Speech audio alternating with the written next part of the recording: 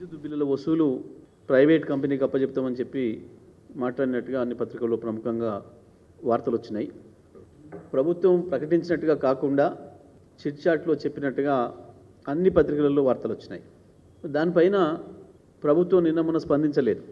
తప్పకుండా ప్రభుత్వం విధానపరమైన నిర్ణయం తీసుకున్నది, అదాని గారికి అప్పచెప్తామని చెప్పి కూడా స్పష్టంగా చెప్పినారు అని చెప్పి వచ్చిన వార్త పైన ఎటువంటి ఖండన కానీ ఇంకోటి కానీ దాని మీద రాలేదు.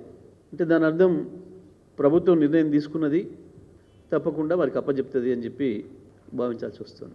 ఈ బిల్లుల వసూలు గతంలో కూడా కొన్ని పట్టణాల్లో ఇచ్చిండ్రు, దేశంలో ఉన్న కొన్ని నగరాల్లో అనేక రకమైన చేదు అనుభవాలు అక్కడ ప్రజలకు ఎదురవుతూ ఉన్నాయి, వినియోగదారులకు ఎదురవుతూ ఉన్నాయి.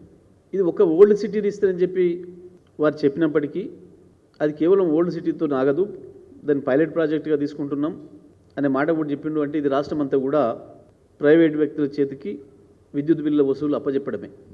ఇవాళ మనం చూస్తున్నాం, ప్రైవేటు ఫైనాన్స్లకు సంబంధించి కావచ్చు, ఇతర రకాల కంపెనీల ఏదైనా వసూలు బాకీ పడితే ఎవరైనా ప్రజలు ఏ రకంగా దౌర్జన్యాలు చేస్తున్నారో, ఏ రకంగా వాళ్ళ ఇండ్ల మీద పడి వాళ్ళ వస్తువులు గుంజుకొచ్చి ఇబ్బందులు పెడుతున్నారో మనం చూస్తున్నాం. రేపు తెలంగాణ రాష్ట్రంలో విద్యుత్ వినియోగదారులందరికీ కూడా ఇదే పరిస్థితి తీసుకురాబోతుంది ఈ ప్రభుత్వం. ఒక రకంగా చెప్పాలంటే ఇది ప్రైవేటైజేషన్కి మొదటి మెట్టు. విద్యుత్ బిల్లుల వసూలు ప్రైవేట్ కంపెనీకి అప్పచెప్పడం అంటే మొత్తం విద్యుత్ రంగాన్ని ప్రైవేట్ వ్యక్తులకు అప్పచెప్పడానికి రంగం సిద్ధమైంది. ఇది మొదటి మెట్టుగా మనం చూడాల్సి వస్తుంది. అంటే ఇవాళ పేద ప్రజలకు ఇచ్చే సబ్సిడీలన్నీ కూడా ఎత్తిపోతాయి.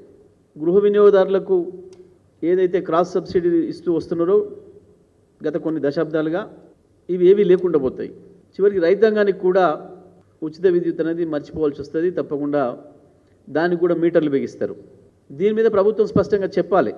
ఇది రైతులకు ఉరి బిగించడం కొరకు మాత్రమే జరుగుతున్న చర్య. మరి దీనిపైన ఉద్యోగ సంఘాలు కూడా ఆలోచన చేసుకోవాలి. వినియోగదారులందరూ కూడా